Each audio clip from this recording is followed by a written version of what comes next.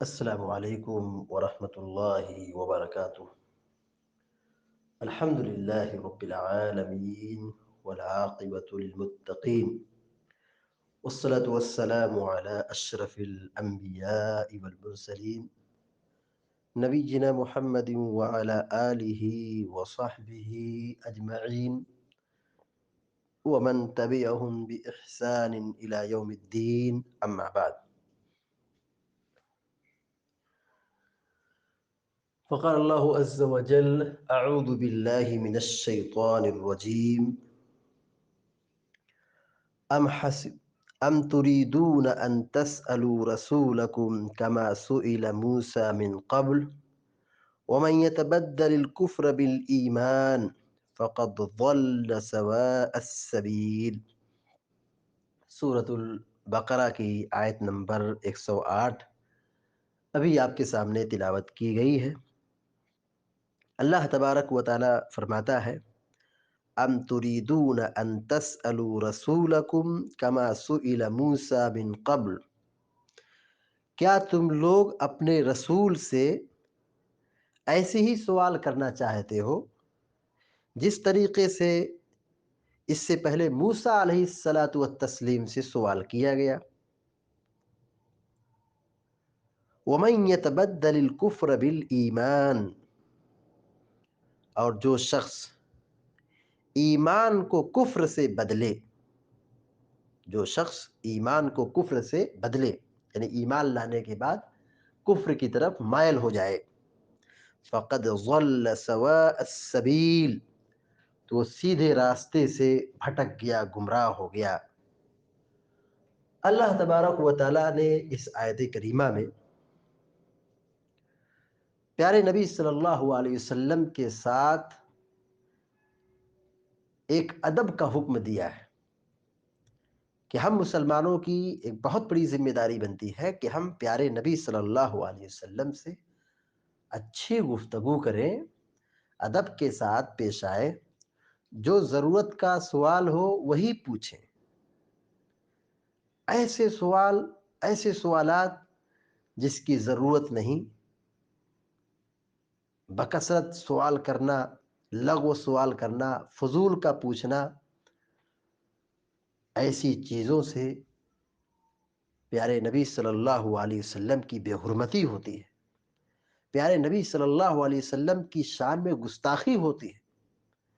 اس لیے اللہ تبارک و تعالیٰ نے ایسے فضول اور لغو سوالات سے ہم لوگوں کو منع کیا ہے کہ تم سوال اس طرح مت کرو جیسے بنی اسرائیل کے لوگوں نے موسیٰ علیہ الصلاۃ والتسلیم سے سوالات کیے تھے۔ موسیٰ علیہ السلام سے بنی اسرائیل یہودیوں نے بہت سارے الٹے سیدھے سوالات کیے۔ یہی بنی اسرائیل ہے کہ ان لوگوں نے حضرت موسیٰ علیہ السلام سے کہا کہ ہم ایمان نہیں لائیں گے جب تک کہ ہم اللہ کو اپنی آنکھوں سے دیکھ نہ لیں۔ یہی بنی اسرائیل جنہوں نے عیسیٰ علیہ السلام سے یہ کہا کہ کیا آپ کا رب اوپر سے ہمارے لیے دسترخوان، کھانے پینے کی چیزیں نازل کر سکتا ہے؟ وہ عیسیٰ علیہ السلام سے عیسائیوں نے پوچھ لیا تھا۔ تو اللہ رب العالمین یہاں پر ایک ادب اور ایک تعلیم دے رہا ہے ہم لوگوں کو کہ ہم پیارے نبی صلی اللہ علیہ وسلم سے اس طرح نہ پوچھیں، اس طرح سوال نہ کریں جیسا سوال بنی اسرائیل کے لوگوں نے موسیٰ علیہ السلام سے کیا تھا۔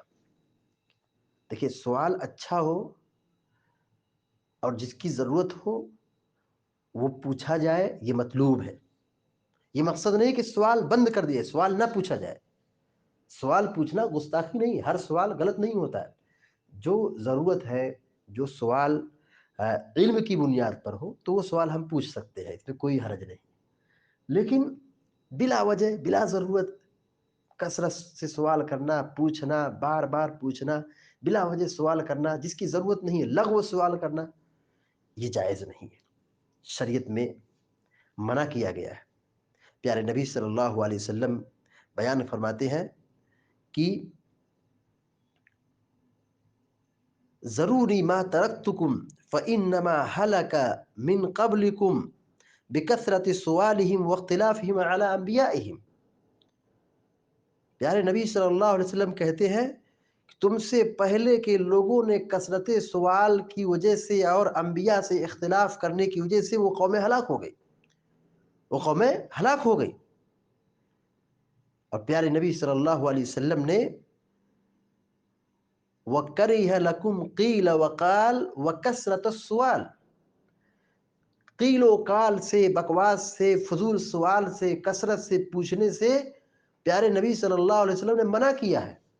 یہ حرام ہے، یہ ناجائز ہے کہ الٹے سیدھے سوالات کیے جائیں، بلا وجہ پوچھا جائے، لغو سوال کیا جائے. اس چیز کو ہماری شریعت نے پسند نہیں کیا ہے.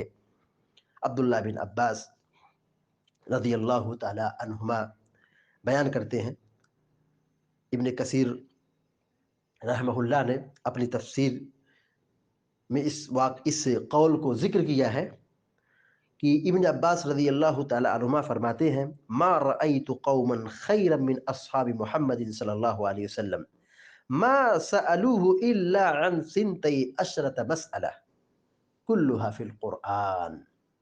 عبداللہ بن عباس رضی اللہ تعالیٰ عنہ بیان فرماتے ہیں کہ میں نے اصحاب محمد سے بہتر کوئی قوم میں نے نہیں دیکھی ہے. محمد رسول اللہ صلی اللہ علیہ وسلم کے صحابہ اکرام سے اچھی قوم میں نے کہیں دیکھی ہی نہیں ہے. کیا کہا؟ ما سألوه الا عن سنتی عشرت مسئلہ، کہ صحابہ اکرام نے اللہ کے نبی صلی اللہ علیہ وسلم سے صرف 12 سوال کیے تھے، 12 سوال کیے تھے، اور وہ سارے سوال قرآن میں موجود ہیں.